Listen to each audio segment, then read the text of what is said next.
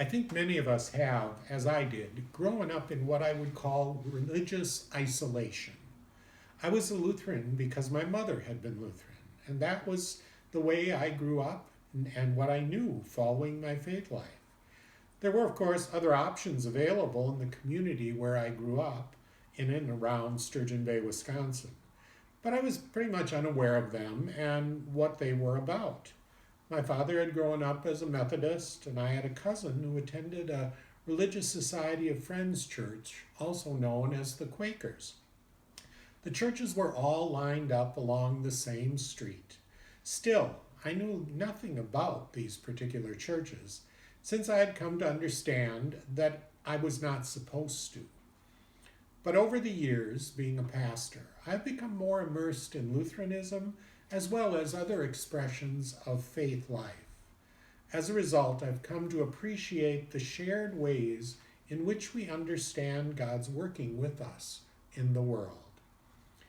By this roundabout way, I've arrived at the point of my reflections, which started with our daily devotions from the Center for Action and Contemplation this past week. It spoke of the belief of the Friends, or Quakers, that every individual has access to the light within, which is another way of speaking about the image of God which we all bear and the Spirit that dwells within us. The question, of course, comes, how do we access this part of us that is there, but not always evident to us? As the devotion expressed it, it is the seed stirring to life if we do not choke it. Here is the slumbering Christ, stirring to be awakened, to become the soul we clothe in earth, form, and action.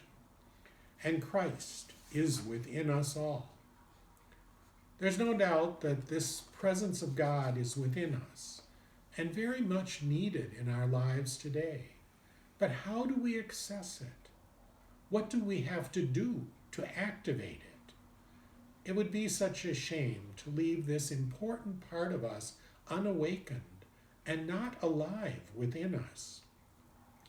In our usual way of thinking, as with most things, we want to know what we have to do so that God will respond to us.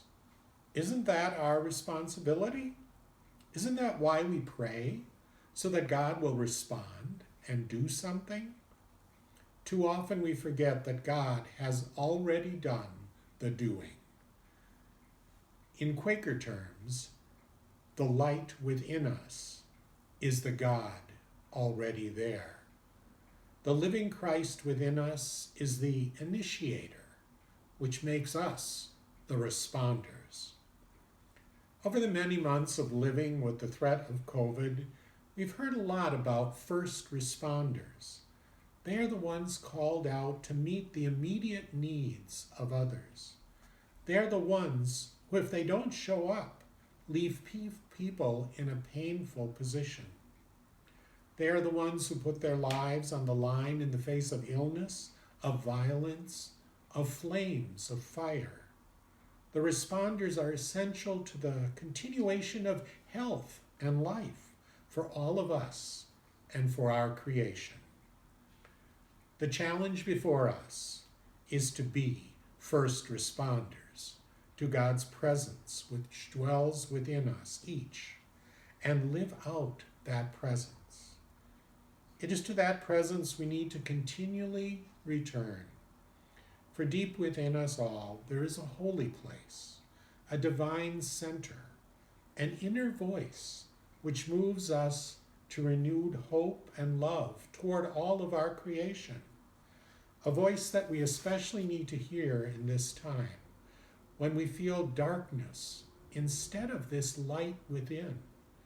May we find ourselves becoming the first responders to the living Christ in this moment in time.